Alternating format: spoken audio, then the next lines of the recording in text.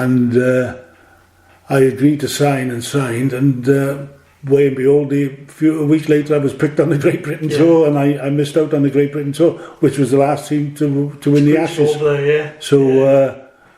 That really sickened me a bit, but as Roy said to me, you can always get picked on tours, but that was a tour not to miss really, but I did get picked on another 2 tours, the next 2, so I was very fortunate that way. I think I'm the only forward in the rugby league that was picked on every tour in the 70s. Right. Was one of them under Chris Escoff? Was that Chris Escoff was 74, we were very unlucky. We could have won the Ashes that year. But that was the years when we had the Australian referees as well, and they won independent, and I think we deserved to win the Ashes. We lost the first test by just a small margin, and then we won the second test on the Sydney Cricket Ground, and then the third test I think we scored more tries than them, and they just beat us with penalties more than anything. So what was it like playing over there? Was you a targeted man? Was you still classed as a pawn, even though you were a big Welshman? That's right. As soon as I arrived, all the newspapers and everything were... did you have this reputation then of being the big hard man? I did, When I arrived in Sydney, they said the hard man from England has arrived and all this, and it was a big game in Sydney. It was all over the newspapers, and obviously I thought to myself, I can do without this. The battles are going to begin, and I was had to show me form a bit over there right from the start. And I'd seen the interview you had with Jamie Jones Buchanan. I watched this morning, and you reckon your number one Archie Beatson was he the hardest man? Well, he was a hard lad. I played against loads of hard lads, but Arthur was a great forward. He had it all. Arthur, he was a tough lad, and he was a great ball handler. And he's sadly no longer with us, isn't he? Poor old Arthur had a heart attack and died riding his bike in Queensland. But he was a lovely lad and great forward. He played for LKR for a bit. And he was a big man, and very difficult to tackle. He'd turn his back on you, always slip the ball away, and the Australians, that's where they had a great team in the end. They all used to run off Big Arthur, and they won the same if he wasn't playing. So from moving on to there, Jim, you came back and was you tapped up by Widnes? Was Vince Corellis a coach in '72 when you first went to Widnes? I come back after 3 years in North Sydney, and I was down in my mother's house in Cardiff when I got back, and I got a phone call from Vince Corellis, and he said, "Can I come down and see you, Jim? I'd like you to sign for Widnes." He said, "I'm coaching them." So he came down with the chairman, Jim Davis, flew down to Cardiff Airport and picked him up and come to my house and sat down, and really Vinny was so passionate about the game and spoke to me, and he said, "We got some great young lads coming through, Jim." He said, "We're not doing so well at the moment," he said, "but these lads are developing." He said, "We need a big strong forward," he said, "just to bring us through." And he said, "You'll be ideal." So I could have gone to Wigan. I remember Wigan were interested. I could have gone back to Bradford where I came from, and I decided with Vincent's encouragement to sign for Widnes, and best thing I ever done, because what he said came true. The young lads would come, Eric Hughes, Mick Adams, and all these. They all come through at the same time. And in the 70s, as you know, we were called the Cup Kings. We were winning, going to Wembley nearly every year. So what he said, and he was a top man coach. We were doing weights and all that, what they're doing today in them days. That's why we were so fit. We were a very fit side in them days. We'll come to the glory years in a bit, Jim. We'll go to your second piece of music then. David Alexander.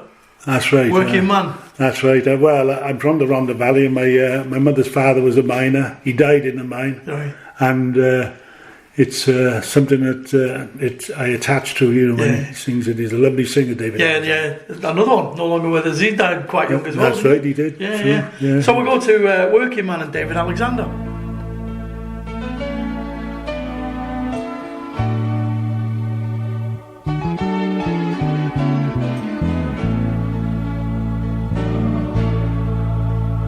It's a working man I am, and I've been down underground, and I swear to God if I ever see the sun.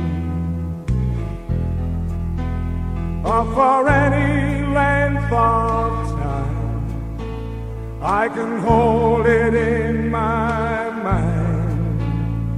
I never again will go down underground. At the age of 16 years, with my father close to tears, as he vowed never again to send his sons to the dark recess of the mind, where you age before your time, and the coal dust lies heavy on your lungs. It's a working man I am, and I've been down underground, and I swear to God, if I ever see the sun, or for any length of time, I can hold it in my mind. I never again will go down underground. At the age of 65, I pray to God I'm still alive, and the wheels above the mines no longer wind.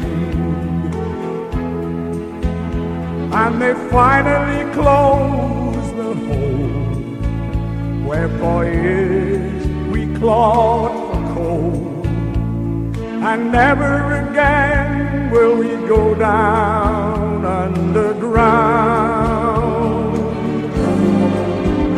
It's a working man I am, and I've been down underground.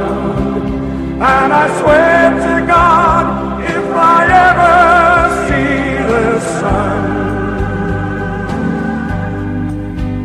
or for any length of time, I can hold it in my mind. I never again will go down underground. It's a working man I am, and I've been down underground, and I swear to God, if I ever see the sun, or for any length of time, I can hold it in my mind. I never again will go down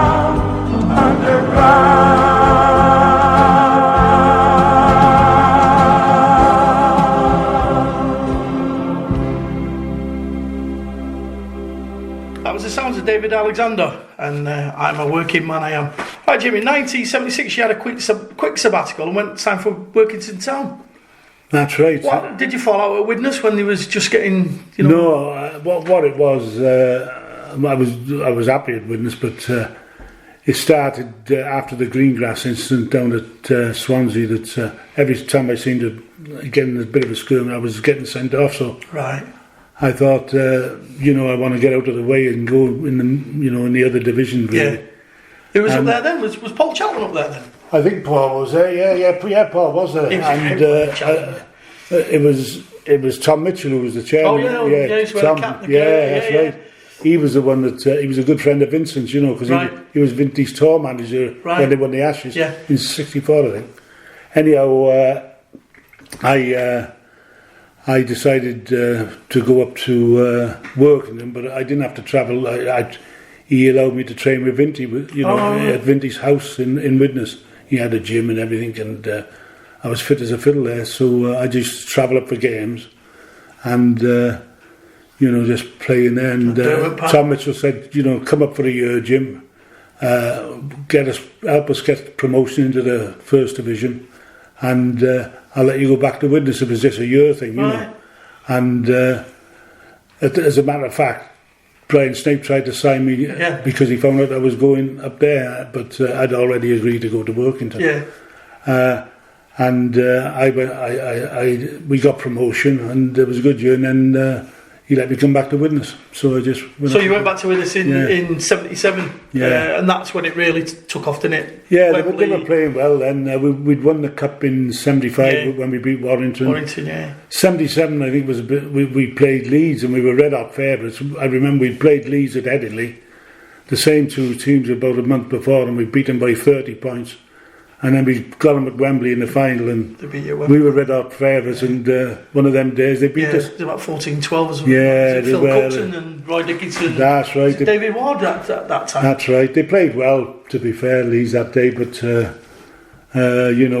we should. I think if we played them 9 times out of 10, we'd have won 9 of them. Yeah. And then back again in '79 against Wakefield. Yeah, Wakefield. We beat Wakefield. That was good. That was a good game. That was a Stuart Wright try, was it? That was a cracking try. Yeah, he kicked over and tapped it. They were my second favourite team in the '70s and '80s. Yeah, that's right. It was a good team. I think Eric Hughes scored a cracking try. Went through the centres and he was a good player. Went behind the post. He had a good side in there, didn't he? Mick Burke and really good side, wasn't it? Great side. Dougie Lorden, Mick Adams, all them. Keith Elwell. That's right. Yeah. He was a great player, Elwell, wasn't he? Yeah, he did look like a rugby player, looked like a schoolboy. I think he played 230 odd times on the unbelievable. He broke the record, and some weeks, you'd see, I remember him having his head split wide open. I thought, well, that's the end of your run. Yeah. And no, he'd be bandaged up and he'd be there. He was a tough little fella. Yeah, and sadly Mick Adams passed away this year, didn't he? He was a great player. Yeah, poor old Mick. That was a terrible shock. Yeah, Mick and his wife being over, and. It was sad, Mick. It was so unexpected, but he's a bit. I think I mentioned to you at the time. He's a bit like Kopchak. He's just a workhorse. Doesn't get the plaudits that he's. That's right. That he got. He was. That's right. A good footballer, a good tackler, a good all round. Yeah, great all round player. Yeah, he was, and he wasn't a big man, but he was a great player. Yeah. So and then you went back again. Was it in '81? Are you still KI? I retired then. I retired in late '79, I think. Yeah, my knee went. I was wobbling for a few years. And, you stayed in touch with Widnes though and was involved quite a while. Yeah, eventually I got into the nightclub business when I finished playing, and then I got on the board at Widnes, and then I became chairman for 5 years. I was chairman, and I started the negotiations off for the new ground. Yeah. Which is what Salford should have done, in my opinion. Yeah, well, because that's all Norton Park is what it is now, isn't it? No, it was built on the same site, and I think that's what you've got to do if you want to retain your fans. Yeah. And I definitely wouldn't have gone anywhere else except for Norton Park. Have you been to the stadium at the AJ Bell? I tell you the truth, I haven't. I've looked at it as I'm driving past and I've seen it on the television. It's took me quicker to get to Frodsham than it has to get out of that ground. Yeah, they tell me so. Absolutely, and I think that is because we're still getting 2,000-3,000 again in the rugby we're playing now. It's just I think if they were playing like they are now at the Willows, I think there would be 6,000-7,000 watching. It'd be full. It's this clown doesn't help with his Manchester. This Q-Cash doesn't help with his changing his Manchester. I think it's a sign sealed thing that we're going to be called Manchester next year. Manchester, yeah. Does he not realise that myself and maybe 1,500, 2,000? We won't go. I will not watch a Manchester Devils team. No, I think he's got to start to understand the history of the club and he doesn't. He keeps going on about the heritage of the club. Say we won the Challenge Cup this year. Say we did do. Yeah. It's not. We're playing good stuff. We could beat Wigan on our day. That's right. What do they do? We win the Challenge Cup. We get Salford on. 6 months later, that's tossed into the bin. Yeah, that's right. What you got to realise is your fathers followed Salford. Their grandfathers followed Salford. The history, Salford is a great heritage. I can't be doing with this man. He doesn't do. It just does my head in. And then you was inducted into the Widnes Hall of Fame. That must have been a proud moment. Yeah, that was at the end of our career, wasn't it? And they put I think 13 players in: Vintage Raelis, Frank Myler, Mick Adams, Dougie Lawton. Very proud of that because there's some wonderful players at Widnes over the years. Yeah. The only thing upsets me a bit, they haven't continued it and put the likes of Jonathan Day